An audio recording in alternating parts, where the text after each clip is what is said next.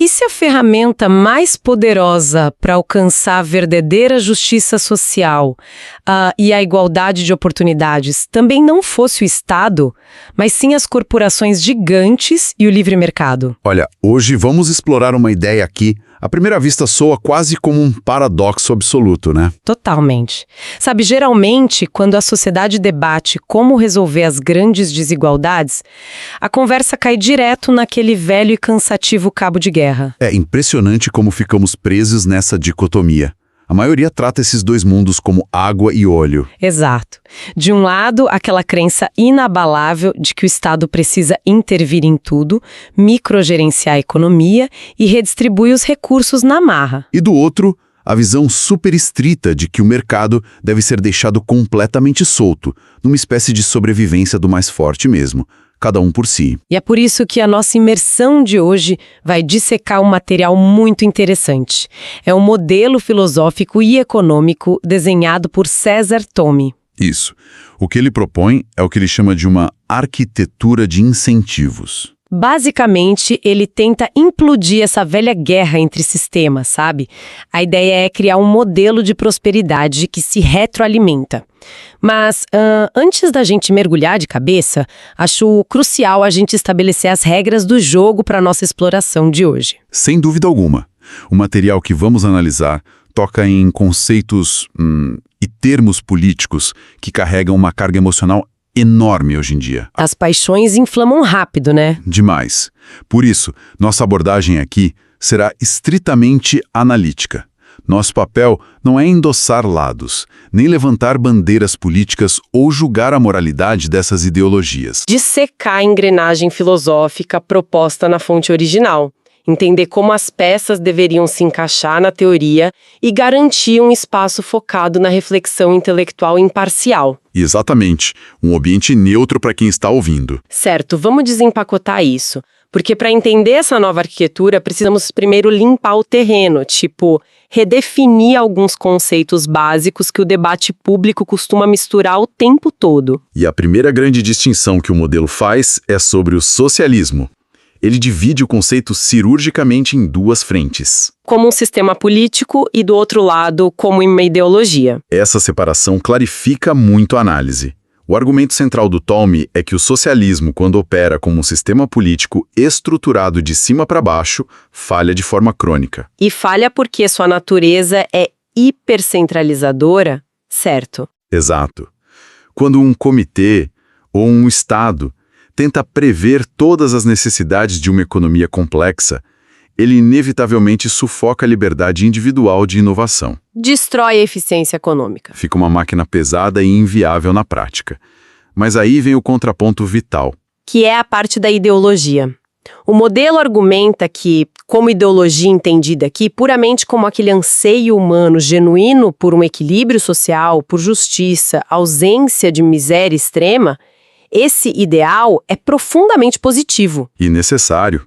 É o destino que quase toda sociedade saudável quer alcançar. O que é fascinante aqui é que a grande sacada dessa teoria afirma que esse ideal de equilíbrio só consegue ser entregue na prática através de um capitalismo inteligente e consciente. O que o jargão corporativo tem chamado recentemente de capitalismo de partes interessadas, né? O stakeholder capitalism. Isso. É um mercado livre, sim, mas guiado por uma estrutura legislativa calibrada exclusivamente para a equidade e para o longo prazo. Deixa eu tentar visualizar isso com quem está nos acompanhando, porque a teoria pode ficar um pouco densa. Vamos imaginar uma viagem de carro transcontinental. Gosto dessa analogia. O equilíbrio social, aquela igualdade de oportunidades reais, é o destino final que a gente coloca lá no GPS. O sistema centralizado de economia planificada, imposto de cima para baixo, seria como um carro sem motor. A intenção sincera de chegar lá existe. O mapa está no painel, mas falta força motora. Fica faltando a explosão, né? A eficiência para mover uma estrutura tão pesada morro acima. O mercado livre e a iniciativa privada, nesse cenário, entram puramente como um motor. E é vital entender por que o mercado é o motor. Ele é a única força baseada em incentivos orgânicos com potência suficiente para gerar riqueza e inovação. O movimento constante necessário para fazer a viagem acontecer de verdade. Porque a coerção nunca gera a mesma energia que o incentivo à prosperidade individual. Concordo com a mecânica, mas um motor V8 superpotente sem uma barra de direção é só um acidente fatal esperando para acontecer, certo? Com certeza. E é aí que o modelo insere o papel das leis. A legislação funciona como o volante, os freios e os amortecedores desse carro. O mercado acelera, gera tração, mas são as regras legais que garantem que o veículo faça as curvas sem capotar. E mais importante, sem atropelar as pessoas vulneráveis no caminho. O que é fascinante aqui é o que isso faz com a nossa percepção política. Desloca todo aquele debate cansativo do campo da força para o campo da ética de mercado. Sair da ideia de usar o Estado para obrigar a divisão e ir para uma arquitetura de incentivos, né? Isso. Se o equilíbrio social é o destino, a geração de riqueza corporativa é um meio prático para se chegar lá. Mas só se a estrada e a direção estiverem milimetricamente ajustadas pelas leis. Essa ideia de o mercado ser o motor e as leis serem o volante faz sentido na teoria, mas levanta um problema prático imediato na minha cabeça. Um motor precisa de uma estrada pavimentada para rodar. Verdade? Se olharmos para a realidade, a iniciativa privada geralmente paralisa quando o ambiente ao redor é caótico. Então, o que esse modelo propõe como alicerce para que esse motor não atole logo na largada? É aí que a estrutura redefine o papel do Estado. A premissa argumenta que a nossa visão coletiva sobre o que constitui o bem comum está completamente equivocada. Ou pelo menos muito limitado, imagino. Aqui é onde a coisa fica realmente interessante. Porque quando o debate público fala de bem comum, a exigência é quase sempre por coisas palpáveis. Coisas materiais. Sim, distribuição direta de renda, construção massiva de obras públicas, subsídios. O modelo discorda disso. Ele inverte a prioridade. O argumento é que o verdadeiro bem comum, o primordial, não é material. O bem comum essencial é imaterial. Imaterial. Como assim? É o que podemos chamar de uma infraestrutura invisível. Infraestrutura invisível. Estamos falando de leis? De segurança? Exatamente. Estabilidade jurídica, segurança física e previsibilidade tributária. De forma bem pragmática, é a garantia de que os impostos recolhidos serão convertidos em crescimento nacional. E não para financiar luxos de castas políticas, né? Isso. E mais básico ainda, é a certeza de que um pequeno empreendedor pode abrir a porta da sua padaria às 6 da manhã e voltar para casa à noite com os lucros do dia sem ser vítima de criminalidade ou extorsão. Isso me faz pensar na analogia do jardineiro. Não adianta nada o Estado chegar com programas maravilhosos de distribuição de sementes, tipo dar dinheiro para comprar adubo, se ele não constrói e vigia a cerca em volta da horta. É a cerca que protege tudo. Sim. Se não há cerca, os predadores vêm à noite ou as pragas tomam conta e destroem tudo que foi arduamente plantado. A segurança jurídica e física é essa cerca.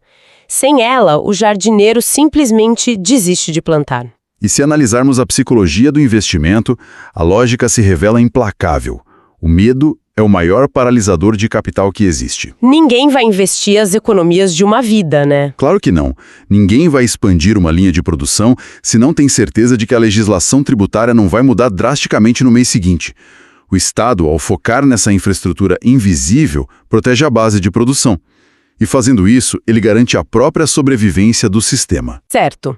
Então, pavimentamos a estrada, construímos a cerca. O Estado foca em garantir que as regras do jogo não mudem no meio da partida. Isso mesmo. Mas como os veículos, ou seja, as empresas, interagem nessa estrada segura para o benefício circular? A proposta central do texto para isso me deixou muito intrigada.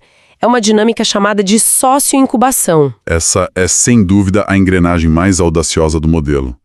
Em vez de deixar o livre mercado operar puramente na base da competição predatória... Onde o peixe grande esmaga o peixe pequeno, claro. Exato. Em vez disso, o sistema propõe uma simbiose. Grandes corporações adotariam pequenos empreendedores em estágio inicial... E não por caridade. Entrariam como sócias investidoras mesmo. Sim, injetando capital, suporte técnico, logístico e aquele know-how gerencial que o pequeno empresário geralmente não tem. Mas confesso que, lendo isso, todas as minhas luzes de alerta piscaram. Eu preciso fazer o papel de advogada do diabo aqui. Manda ver. Esperar que megacorporações absorvam pequenas empresas promissoras não seria a receita perfeita para criar monopólios predatórios? Na prática, a gigante absorve a pequena, rouba a inovação, mata a concorrência local e domina a cadeia inteira. Isso levanta uma questão importante, porque é o calcanhar de Aquiles de quase todo modelo de livre mercado. Mas o sistema do TOUME tenta evitar isso com refinamentos muito específicos na lei. O primeiro grande escudo é a obrigatoriedade da diversificação de nicho. Como isso funcionaria na prática para frear o monopólio? Simples. Para que a grande corporação receba o benefício legal por atuar como sócia incubadora, a lei exige que ela invista fora do seu ramo principal. Ah, entendi. Então, uma gigante da tecnologia, por exemplo, não poderia sair incubando pequenas startups de tecnologia só para engolir todo mundo depois? Exato. Para ter os incentivos, essa gigante da tecnologia teria que incubar iniciativas em, digamos, agricultura sustentável ou cooperativas locais de logística. Isso força o dinheiro a irrigar outras áreas, espalhando a inovação. Em vez de concentrar o poder num único setor. Ok, isso corta o domínio setorial. Mas e a relação de poder microscópica, ali no dia a dia? Como garantir que o dono da pequena empresa não vire só um funcionário terceirizado, refém da diretoria da gigante? Aí entra o segundo refinamento vital, a cláusula de emancipação saudável. A incubação não é um casamento eterno. Tem uma porta de saída programada. Como assim? O pequeno pode simplesmente sair? Assim que o pequeno negócio ganha escala e cobre o investimento inicial mais os lucros acordados, o empreendedor ganha o direito unilateral de dissolver a sociedade. Sério? Ou seja, a gigante é obrigada a vender a parte dela de volta. Obrigatoriamente, ela recebe o retorno financeiro, lucra e sai de cena. O pequeno empreendedor recupera 100% do controle. O sistema é desenhado para criar independência, não submissão corporativa. Faz muito sentido. Mas tem a questão do risco compartilhado, né? Porque, convenhamos, qual é o incentivo para uma empresa bilionária assumir o risco de investir em um negócio pequeno numa área de vulnerabilidade social? O incentivo é brutalmente pragmático. O Estado entra oferecendo reduções tributárias agressivas para essas grandes corporações, mas com uma condição clara. Que seria? A agressividade do corte de impostos é proporcional ao nível de vulnerabilidade da área onde a empresa atua. Olha, eu imagino que isso geraria um atrito imenso. Aprovar leis reduzindo impostos de megacorporações, a opinião pública veria isso como presente para os ricos. E é uma percepção muito enraizada. Contudo, a matemática do modelo aponta que o custo dessa renúncia fiscal é infinitamente menor do que o custo que o Estado teria tentando construir infraestrutura e tirar aquela região da miséria por conta própria. É quase como alinhar a eficiência corporativa com uma finalidade de impacto social, certo? É o Estado dizendo à iniciativa privada que reduzirá a carga fiscal somente se o capital for alocado onde o governo é ineficiente para gerar riqueza. Mas veja, mesmo com os impostos reduzidos, as empresas gigantes investindo, a cláusula de emancipação, tudo isso cai por terra se essas novas empresas não tiverem pessoas capazes para trabalhar nelas. O que nos leva perfeitamente ao próximo pilar da estrutura. Como o mercado atual mede quem é capaz. E aqui a fonte declara uma guerra aberta contra o que chama de credencialismo. Eu achei esse ponto muito forte, porque toca em algo que todo mundo sente, mas pouco se debate estruturalmente. A premissa é que o mercado usa o diploma universitário como um filtro preguiçoso. Hoje, os departamentos de recursos humanos exigem um diploma de bacharelado para funções que, na prática, não usam quase nada do que foi aprendido naqueles 4 anos. Então, o que tudo isso significa? Na economia, isso é chamado de inflação de diplomas. O modelo propõe uma ruptura, uma lei proibindo a exigência de diplomas superiores para funções sem correlação direta com a formação acadêmica pedida.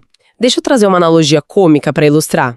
Seria como exigir um diploma de neurocirurgia para alguém se candidatar a uma vaga de mestre confeiteiro. Certo? Só porque a padaria quer parecer mais chique, sabe? É um exagero, mas o mercado atual não está muito longe disso. Nem um pouco. Pensa nas áreas de tecnologia. Você tem jovens brilhantes, autodidatas em programação desde os 12 anos. E eles são barrados por robôs de seleção porque o PDF do currículo não tem a palavra bacharelado. Isso não é só injusto com o jovem, é um tiro no pé das empresas. Elas encolhem o próprio celeiro de talentos. O impacto macroeconômico de proibir isso é enorme. Primeiro, protege o jovem trabalhador e o técnico, inserindo eles no mercado produtivo muito antes. E valoriza o treinamento interno, o aprender trabalhando, né? O on the job. Exato. O diploma volta a ser o que deveria ser, uma especialização de alto nível voltada à pesquisa e ciência de fronteira, evitando um desperdício colossal de capital humano e financeiro na educação. É desatar um nó que está sufocando uma geração. Muito bem, sinto que já mapeamos as peças principais. Temos o Estado focando na infraestrutura invisível para a segurança. Temos as megacorporações atuando como sócio-incubadoras e espalhando a riqueza. E temos a valorização da habilidade real sobre a burocracia do diploma. Então, quando a gente conecta tudo isso, qual é o desenho final dessa sociedade? Se conectarmos isso a um panorama maior, o resultado não é a velha imposição estatal de distribuição de riqueza. Como vimos, dividir a força que já existe tende a espalhar a pobreza. O que emerge é a espiral de crescimento da arquitetura de incentivos, né? E a matemática estatal se beneficia de forma elegante. O governo reduz impostos individuais das corporações, mas a arrecadação total cresce. Como a arrecadação cresce cobrando menos. Porque a base produtiva do país aumenta vertiginosamente. Fatiar um percentual menor de um bolo gigantesco e em expansão é muito melhor do que confiscar quase tudo de uma economia estagnada. Faz todo sentido. O próprio texto ilustra isso com uma imagem mental muito bela. O conceito da ondulação na lagoa. Uma excelente metáfora para o impacto indireto. Imagina uma lagoa imensa e parada. Quando a corporação incuba um pequeno negócio, é como jogar uma pedra no centro da lagoa. O impacto cria a primeira onda, que é a transferência de tecnologia e capital. O pequeno negócio cresce e gera uma segunda onda. Ele se emancipa. Isso. E ao se tornar independente, ele contrata. E agora, sem o credencialismo, ele contrata os jovens técnicos do próprio bairro pelas habilidades reais deles. É a terceira onda. Esses jovens passam a ter renda e previsibilidade. Começam a consumir no comércio local, na padaria, e essa ondulação vai viajando onda após onda até bater nas bordas da sociedade. E a água se moveu não porque o Estado empurrou cada gota, mas porque a pedra caiu no lugar certo, com a força correta, graças à infraestrutura invisível. É uma prosperidade que se retroalimenta. Essa exploração nos mostra muito sobre as regras do jogo. A solução para dilemas sociais tão complexos pode não estar em lados opostos de um cabo de guerra, mas em mudar os incentivos de quem está jogando. E isso me leva a uma provocação final para quem acompanhou essa imersão profunda. Se o modelo propõe que grandes empresas incudem as menores para gerar uma espiral de prosperidade, como seria se trouxéssemos isso para o nível pessoal? No microcosmo, você disse. Exatamente. Como cada pessoa no seu próprio círculo, no trabalho ou na faculdade, poderia atuar como um sócio incubador invisível do talento de um colega ou de um jovem aprendiz. Como cada um pode criar a sua própria ondulação na lagoa. Nossa, essa é uma reflexão poderosa para deixar marinando. Fazer o nosso próprio impacto na água, né? Um agradecimento profundo a quem embarcou com a gente nessa imersão. O convite é sempre para manter a contínua curiosidade intelectual e desafiar as velhas dicotomias. Uma excelente reflexão para todos e até a próxima exploração.